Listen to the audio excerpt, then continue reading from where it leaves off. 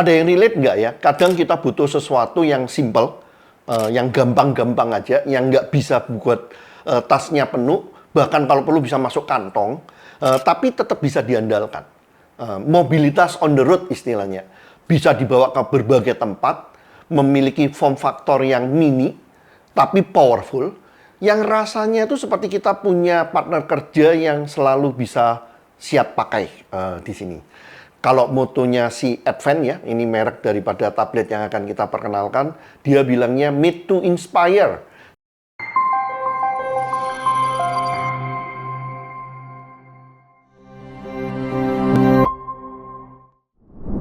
Ya teman-teman semuanya, selamat datang di Insight Web Academy dengan Hura, Insight Learners, Insight Leaders. Senang ketemu lagi ini di video awal kita di tahun baru Cina, tahun baru Imlek, di tahunnya Cina Kayu ya, tahun yang baru kita mulai dengan sesuatu yang baru.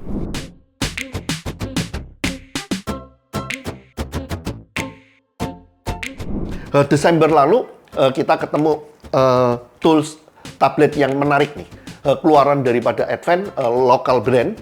Pertama kalinya kita coba untuk review dan tes local brand ini, Advent V8. Yang buat saya paling menarik itu ada 3 hal utamanya. Yang pertama tentunya harganya. Harga dari local brand di bawah 2 juta. Yang kedua adalah form factor, karena tidak banyak tablet mini di Indonesia, di pasarnya. Kompetitornya ya pilihannya iPad mini lah di dalamnya. Sebelumnya kita pernah punya Samsung, nanti saya akan cerita sedikit tentang perbandingan daripada tiganya, form factor. Dan yang ketiga, dia punya SIM card nih. Jadi yang saya kebayang itu yang saya cari ya, terutama untuk kita-kita yang pengusaha UMKM ya. Kita kan selalu butuh untuk customer service, untuk jualan, ada nomor yang selalu bisa dikontak. Jadi nomornya ini memang benar-benar nomor telepon, karena itu perlu ada SIM card kan. Tapi sebenarnya kalau kita lihat zaman sekarang, komunikasinya itu kan yang paling banyak adalah komunikasi via WA ya. Atau bahkan chatbox-nya yang ada di e-commerce ya, Shopee atau Tokopedia, segala macam di sananya. Yang berarti kan kalau kita pakai handphone, itu layarnya terlalu kecil di sininya. Sedangkan kalau pakai tablet yang 10 in, itu terkadang ya agak terlalu gede sih. Di meja ataupun kalau mau dibawa-bawa agak terlalu gede. Nah ini pas nih. Form factornya mini, punya SIM card, harganya terjangkau. Kemudian juga kalau kita ngelihat ini di positioningnya sebagai game loh. Tablet untuk gaming. Yang berarti kan speknya itu juga cukup mumpunin gitu di sininya. Nah, ini karena itu kita udah coba selama 1 bulan ini. Ini kita mau sedikit sharing nih, apa aja sih yang menurut kita menarik ya di sininya.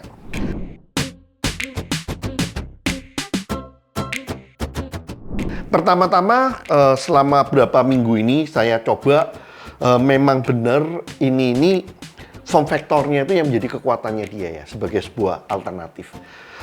Handphone terlalu kecil, tablet biasa terlalu gede, ya komprominya ini sih. Ini mirip-mirip dengan ini. Nah, kalau kita ngelihat iPad mini waktu lama tidak diupdate, orang-orang semuanya kan bilang, kapan update-nya, kapan update-nya. Dan kalau kita mencari tablet mini karena suatu kebutuhan tertentu, iya, ini pilihannya ya. Kita ngelihat speknya, dibilangnya ini kan tablet gaming ya. Pertama-tama dia adalah Android yang terbaru, Android 14 di sini. Baterainya gede, 5500 dibandingkan dengan Samsung yang 5100. Samsung yang keluaran Oktober 2023 ya, Samsung Tab A9 di sininya. Dimana kalau Samsung kan Androidnya 13. Beratnya juga lebih ringan, 310 dibandingkan 332. Memang layarnya sedikit lebih kecil, tapi buat saya sih oke ya, 8,4 dibandingkan dengan 8,7. Yang utamanya Samsung yang kita punya, Tab A9, itu dia tidak memiliki SIM card. Kalau yang ini memiliki SIM card sih. Kemudian ditambah lagi, kalau sekarang itu RAM-ROM-nya dia dengan 8128, ini udah benar-benar mumpunin ya. Dibandingkan dengan Samsung yang 464. Chipsetnya sendiri sama ya, kedua-duanya memakai Helio G99 di sininya. Selama saya pakai, Terutama kalau di saya sih yang saya pakai itu utamanya untuk konsumsi ya. Konsumsi itu dalam artian baca-baca laporan, kemudian baca chatting, di sitinya mempersiapkan kayak presentasi, baca-baca presentasi yang disiapkan oleh tim saya. Ini saya sih cukup puas ya di dalamnya. Kita banyak memakai Canva, nggak ada masalah.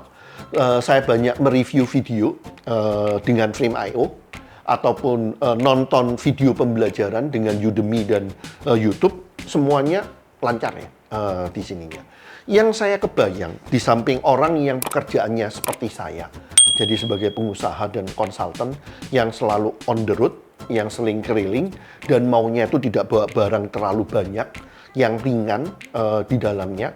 Dan saya kebayang ini akan menjadi kayak semacam second tablet saya. Karena tablet utama saya kan iPad Pro M4 ya. Ini bisa menjadi tambahannya. Kadang-kadang saya butuh 2 tablet untuk pembandingnya. Tapi yang lainnya, ini waktu saya beli utamanya untuk tim saya, kolega saya nanti dia akan cerita juga pengalamannya sebagai sales admin. Pengalaman saya selama 1 bulan sebagai sales admin, 1, membalas dan menjawab chat pelanggan, 2, menjawab telepon dari klien maupun customer, 3, berkoordinasi dengan tim sales. Dulu aku pakai semua ini menggunakan HP, tapi layarnya terlalu kecil, multitaskingnya juga ribet. Sekarang aku menggunakan Avanvi 8 ini dengan alasan 1, layar sudah 8 inch, berarti layar lebih besar dari HP. Nyaman juga buat baca chat ataupun dokumen. Baterainya juga tahan lama. 3, adanya SIM card. Jadi buat kamu yang kerjanya sebagai sales admin, menggunakan tablet 8 inch seperti Avanvi 8 ini bikin kamu kerja makin produktif dan cepat. Tadi kan yang saya bilang kalau sales admin itu kan kadang-kadang perlu akan ditelepon, kadang-kadang perlu jawab banyak informasi, text based, dan dia perlu selalu bisa ngecek info-info yang dia perlukan untuk jualannya di dalamnya. Misalnya technical spec, product brochure, sehingga jawabannya nanti nggak salah lah di sininya. Yang saya kebayang juga yang mereka-mereka yang akan membutuhkan atau cocok dengan tablet ini adalah tim sales ya terutama. Karena kalau sales itu kan selalu on the way ya, selalu on the road, dan idealnya itu setiap kali ketemu orang kalau ada tanya apa-apa mengeluarkannya itu gampang. Kemudian di dalamnya ini segala macam data-data penjualan itu ada, dan kalau karena ini ada SIM card-nya kan, semua angka-angka kalau ada orderan itu bisa langsung online, langsung masuk ke dalamnya, dan kalau perlu kalau mau ditelepon juga masih bisa gitu di sini. Jadi kalau buat sales, tim sales, sales admin ataupun sales yang ada di lapangan ini cocok sih. Atau yang lainnya yang saya kebayang juga kayak misalnya di kita ada tim support untuk IT ya, yang dia juga perlu membawa banyak informasi dan dia selalu keliling, dan kalau bisa itu jangan terlalu gede barangnya. Ini juga cocok sih. Kasir tentunya untuk masukin angka kan kita ngeliat juga banyak ya di restoran-restoran untuk order, untuk masukin order, untuk hitungan dengan uang kadang-kadang mereka pakai ini. Terakhir yang saya kebayang itu mungkin itu anak-anak ya. Kan anak-anak sekarang kan semua sukanya main game ya, tapi sebenarnya di sekolah kan juga dia butuh ya di dalamnya. Dibandingkan dengan handphone, saya kebayangnya ini bagusnya apa? Dia lebih gede dari handphone. Kan berarti untuk mata lebih bagus ya. Dan karena dia lebih gede dari handphone dan tentunya lebih berat, jadi kalau orang main game juga nggak bisa terlalu lama atau lebih cepet capeknya dibandingkan dengan handphone. Terakhir tentunya karena dia agak gede kan kita ngelihatnya juga enak kan.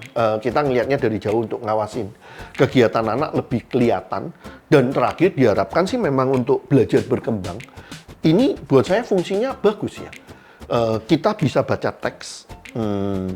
Saya sewaktu liburan itu banyak baca komik di sini, pakai EPUB di dalamnya. Google Playbook itu enak banget, baca satu tangan. Paling catatan saya cuman ini ya, kadang-kadang layarnya silau. Kalau bisa dikasih sesuatu supaya tidak terlalu silau seperti punyanya Huawei MatePad itu ya, yang Peppermint itu kayaknya ini akan luar biasa sih di dalamnya. Nonton video juga enak, video pembelajaran ataupun video entertainment-nya.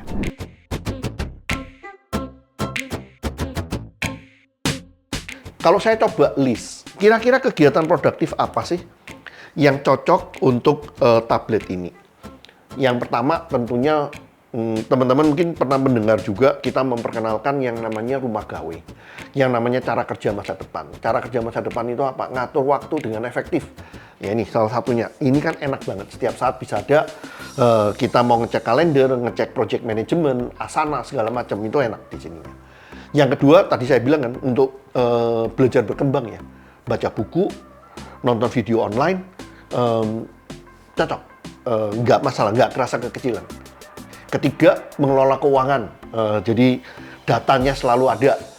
Excel pas kok, Google Sheet juga bisa di sininya. Berikutnya update inventory, kalau di kita yang sering kepake. Tentunya yang kelima, komunikasi dan collaboration. Terakhir, 6, untuk akses dan manajemen dokumen ya. Di sini kan ada bisa dimasukin memory card-nya, yang berarti kan filenya bisa menjadi banyak ya di sininya.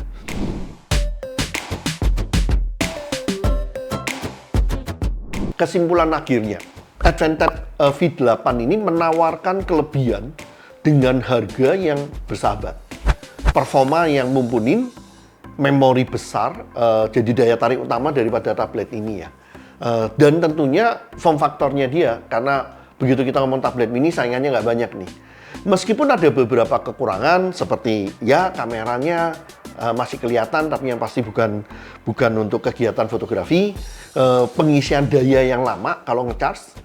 Secara keseluruhan sih tablet ini patut dipertimbangkan untuk case-case yang tadi saya udah jelaskan di dalam video.